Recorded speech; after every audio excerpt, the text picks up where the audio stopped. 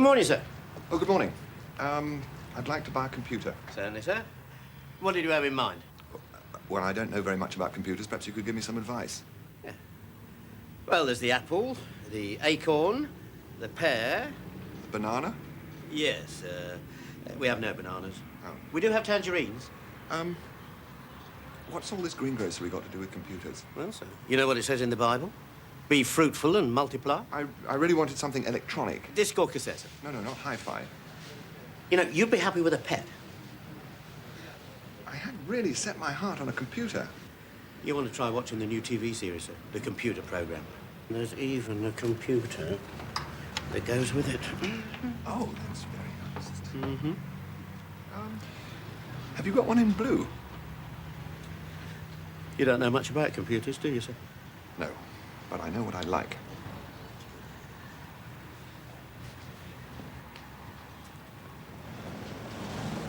Well, the world of computers can seem a very unfriendly jungle to the uninitiated, but it doesn't have to be like that.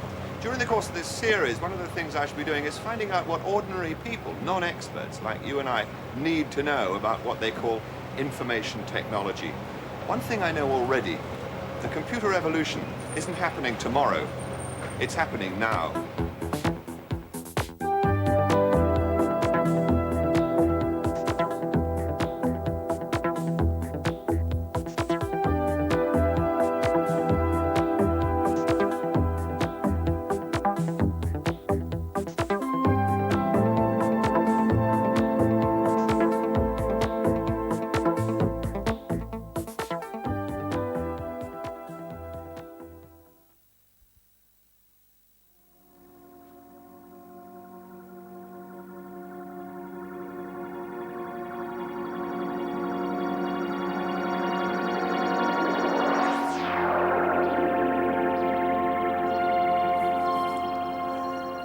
For many centuries, man has searched for tools to help him with complex calculations.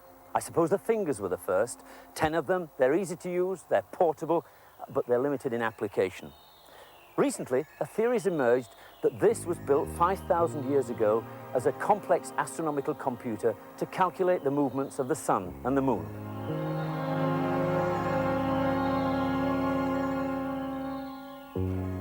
It sounds hard to accept, but if this really was a computer, I thought it'd be interesting to compare it with one of the early large-scale computers that were around in the 50s. There's many similarities. Firstly, very few people understood how they worked. At Stonehenge, you had to be a member of a hierarchical priesthood, and it took several years before you learnt its secrets. On the early computers, you had to have a degree in mathematics before you were even allowed through the computer room door. At the time Stonehenge was built, the society was mainly agricultural. Forecasting the seasons was vital. From the position of the rising sun in relation to these stones, the approach of spring and winter could be forecast. But if you wanted to reprogram Stonehenge to base the calendar on lunar cycles instead, the stones would have to be moved. It didn't take much less effort to reprogram those old, unreliable 50s computers, and within 10 years, they were replaced. Stonehenge lasted 1,200 years, but eventually it too became redundant. This morning, we can see the sun, but the climate changed, and no longer was it visible on enough days to justify its existence. So it was abandoned and left to what it is today, a mysterious but rather magnificent pile of old stones. It was obviously important for a farming community to predict the seasons, but forecasting the weather was quite another matter. The trouble with the stones was their inflexibility. A modern computer can be used for a wide variety of applications, some of them extremely complex. For example, a prediction of weather patterns for the whole globe up to 10 days ahead can be produced in just 4 hours. The European Weather Centre has one of the fastest and most powerful computers in the world. Its capacity for work is colossal. These metal megaliths have within them the power to collect weather information from all over the world of temperature, pressure, humidity, and so on, and process them at the rate of 50 million instructions per second. And then with a great primordial burp, out comes the weather for the next 10 days.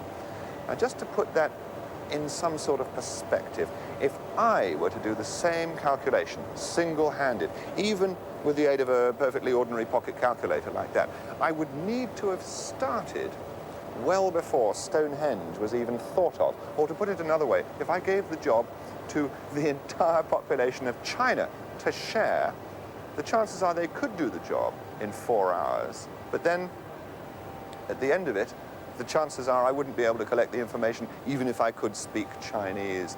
Now this here is the center of this colossal machine. This is the Cray. And you get the feeling in the presence of a mighty machine like that, that somewhere around the corner there lurks a high priest in white robes who's about to make some ritualistic sacrifice to appease the beast. But one of the purposes of this television series is to demystify computers. And so we can say, for instance, that a personal computer like that, which puts computer power within the reach of everybody's pockets, it's highly advertised, is quite capable of doing the same sort of job, has the same function inside, more or less in principle, as that does. The only difference is that it does it slower. So if we wanted to use microcomputers to do the same job as that, we'd need about 1 million of them. And in fact, there are over 100 different makes of small computer now on sale in Britain. You can't have failed to notice the ads in the papers for them. Look at this one. Familiar faces make them seem the answer to the businessman's problems. And you don't need a degree in electronic wizardry to use them, it says. And this supplement has no less than 5 ads for them. And they're all of them clearly directed at the family.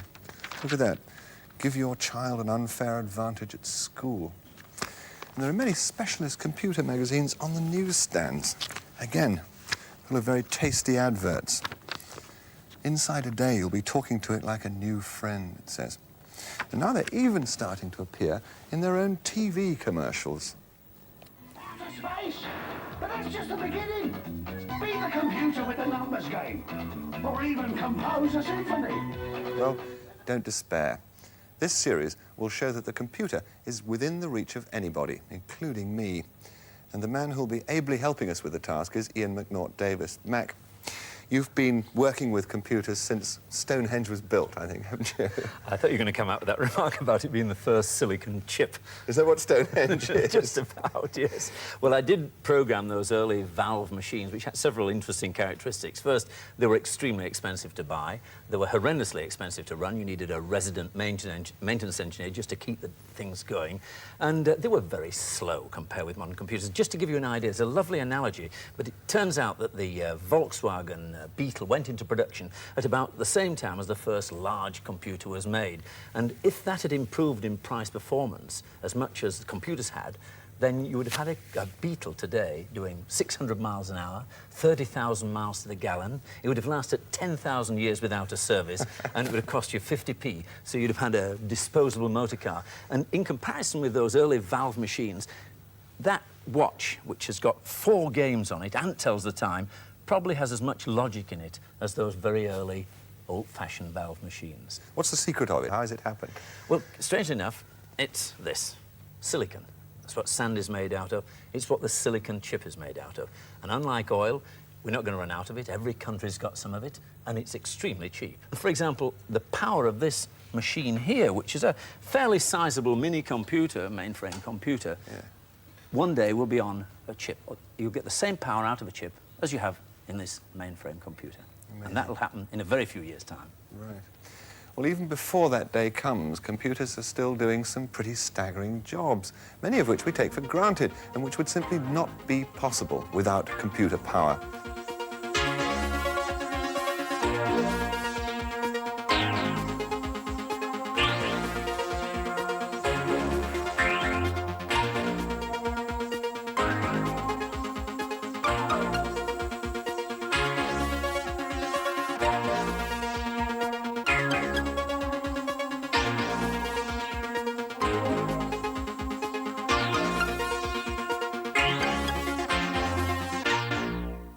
Mac, what is it that makes computers so very useful to us? Is it that they're cleverer than we are?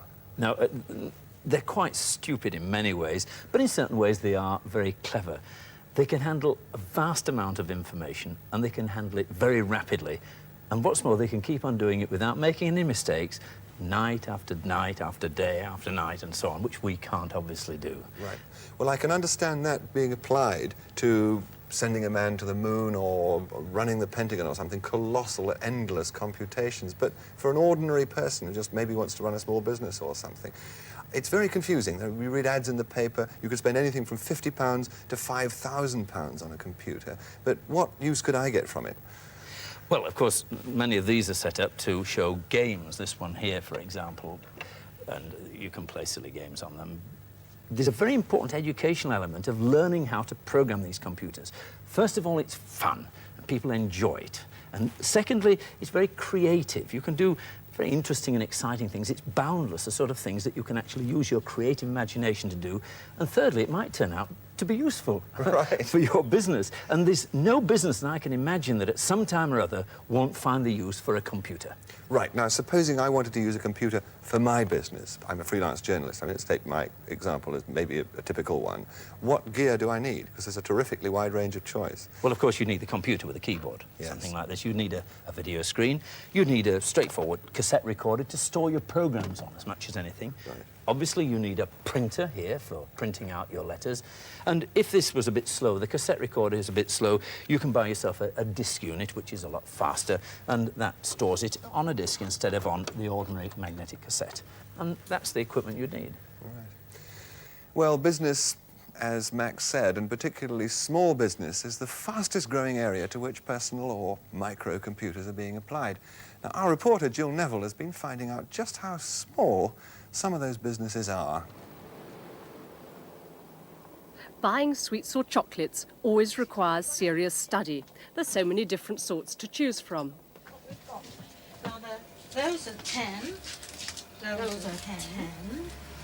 Or you've got something there at sixpence. Because there are so many varieties on the shelves, the shopkeeper must do an awful lot of bookkeeping, both to check the stores and to keep up the orders to all the suppliers.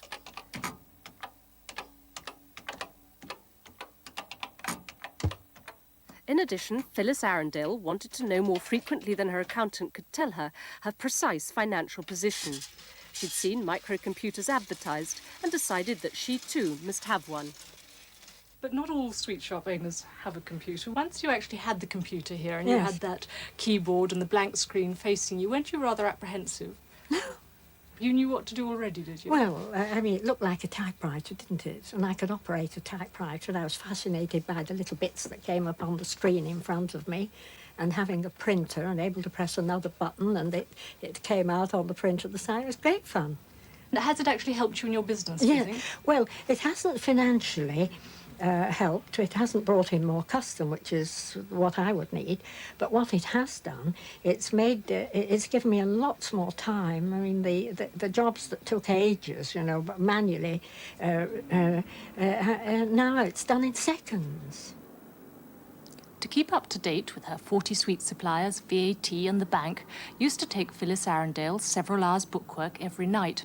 And that's the last thing you need after 10 hours on your feet.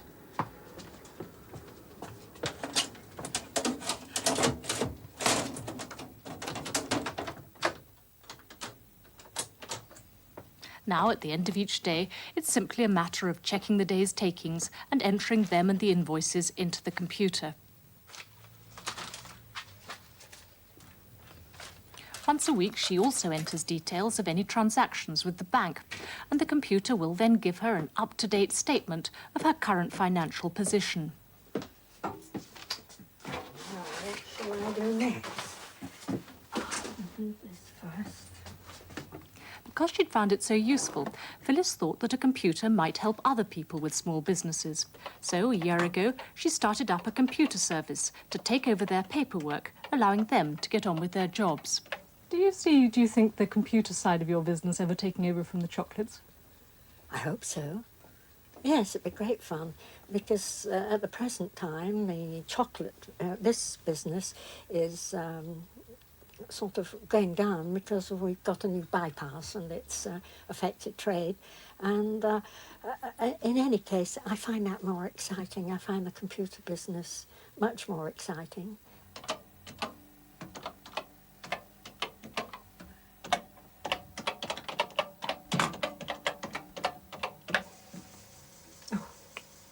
Mac, have I got to be able to program a microcomputer in order to get some value from it?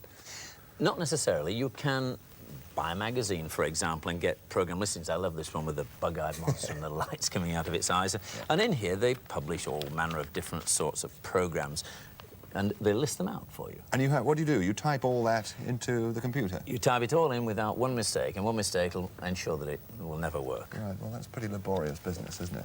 Well, you can buy it, of course, on a cassette. Yeah. Just an ordinary household cassette like this. That's just a perfectly ordinary domestic cassette, and yes. Presumably that's the same in principle as the proper big computer has, like James Bond films, has big tapes rolling backwards and forwards. It's the same sort of thing. That's exactly the same. Well, in principle it's the same. That's running about 250 times the speed of that, and they can run up to 8,000 times the speed of that.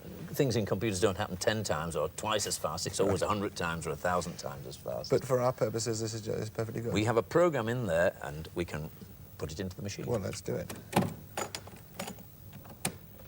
Right, so far so good. There's a perfectly ordinary domestic cassette recorder. Exactly. OK, connected to this. Now, what happens next? Well, we have to load the program into the machine. So you type load. LOAD. Now, we've got to give it the name of the program. So in this particular machine, we have to use quotation marks to give it the name. So okay. Quotation marks, and the name of the game is Wall. It's the old Wall game. Right. Now, we must switch on the cassette. Yes. And then hit return. And that puts the control back to the computer. And now it's beginning to search. Right. Now, presumably, as you said, this is a fairly slow and laborious way of doing it, and we could speed things up by using one of the floppy disks you were talking about earlier. Yes, on a floppy. This is about 130 times the speed of that, and of course it costs correspondingly more. So this takes minutes and that takes seconds? Yeah, it'll take half a minute, so that would be in flash, no time at all. Right. Now, how do we know it's finished? Well, we've got the symbol back here, and that shows the computer's waiting for you to do your next thing. So that's in there? That's it. So we can switch it off. And presumably we can check, can we, that what was on there is in there now? Happily, yes. All you have to do is to type out list and it'll tell you what's in it. List, L-I-S-T? L-I-S-T. Return. As you wow. OK, that's and the program that that was. is exactly what it's read in from that cassette. Right. Right. OK, well, we know it's in there. How do we play the game? Just tell it to run. Run. Nice, simple English words, I must say. And return, I suppose. That's it. And you should be in the game. It works. Right. Wall game. Move the bat. Left with the Z key, right with the X key. Try to knock all the bricks out with the ball. Bricks to the further back score more points. You're allowed 3 balls. Large or small bat. Well, I'll have an L bat as a beginner. Press any key to serve. Right. Nice multicoloured game, that. I see. Yes, right. I think I get the picture. Oh, I hope you're better at tennis than you are at this. It's so simple to play. OK, well, obviously it's not just for playing games. They're terrific fun, but there must be more to it than that. I really hate to see computers just used for playing games. To my mind, it's kind of degrading when they could be used for much more serious purposes. And, of course, there are millions of uses for them, many of which we're going to look at in this series. For example, you can actually use this to communicate with much larger scale computers through telephone networks. You can use it to communicate with other people who own micros, and you could use it to communicate with databases. Yeah. And that's what I'm going to show you right now. All right. And we're going to access a database, and we do this by typing star press tel. So it's star press tel. Press tel. We're now dialing press tel automatically through the ordinary telephone lines, and we can access enormous databases, everything from the current share price to weather forecasts and so on. And key something or other to continue. That's the old hash up there, which is a shift and a hash. Old hash is a wonderful. What would you like to do? Well, we thought about this before the programme started, and I've decided I want to fly to Paris. One ticket? Oh, what a shame. Well, there we go, travel. And number 2. OK. 2. And Presto. Presto, I've never heard of that airline, but I'll take a chance. Oh, we don't want to book a real ticket on one of the others. I see. Now, we're going to Paris, so presumably I put 1 in there, and if that's where the little flashing thing is, that's where it's going to come. All right, 1. And a hash. And a hash. Economy. 1. Hash. Getting the hang of this. Date of travel, the 11th of January. That's 11:01. Oh. Just like that. Yeah, that's it.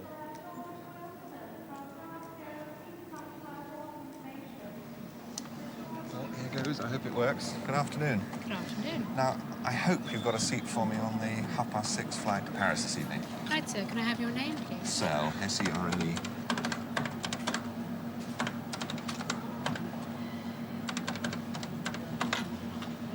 Yes, sir. The BA316 at 18:30. How would you like to pay? By credit card. The fare is £64. Wonderful. Really works.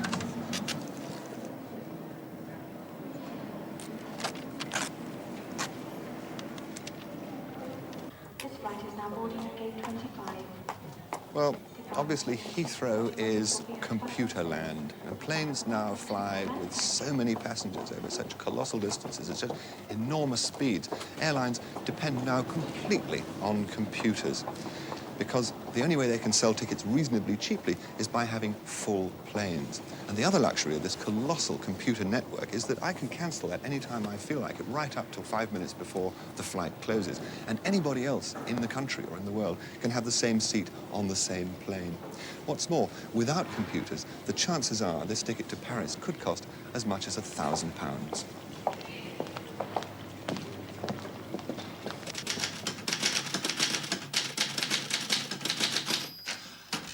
But before we get carried away with enthusiasm for these miracles of technology, perhaps we should consider a more objective view. Author and journalist Rex Malik has been observing and writing about the computer world for more than 20 years. And where does he think it's leading us? It's leading us to major change. Some would say as unprecedented change has occurred during the First Industrial Revolution. Now, if you're going to understand the nature of that change, you'd better understand something of the nature of the technology which fuels it. In this program, they've shown you the Cray 1, the Weather Center computer, a supercomputer. Yet, in comparison to what's to come, that isn't even the equivalent of a Model T Ford. The Japanese have just started a program to build a computer 100 times as powerful. That program, they say, will take about 10 years. Okay, so it slips, say 20. That means very simply that at the end of 20 years, almost everybody will have one, or access to one. Now why? Well, because it's going to be made out of microelectronics. And it's in the nature of microelectronics that 90% of your costs come up front, i.e. it costs you 90% of the total to build the first one. Thereafter, you can shell them out like peas. So everybody has one. That means that a 15-year-old at school today, by the time he's 35 to 45, is going to have almost unbelievable brain and memory power added to aid him in his work. And there's another question, what people are going to use it for. Well, in fact, you're going to find that most of the time, that computer's going to sit there idle. It's going to be parked, just like the cars parked at the curb. Sometimes it'll go to top speed, but very seldom. Now, the question now becomes, it's not that do computers have social consequences? It is, what are the social consequences of computers? What are the issues that are raised? And remember, we're talking about a computer of 100 times the most powerful computer on the planet, and yet it's essentially built out of the very same technology that Chris booked his holiday on.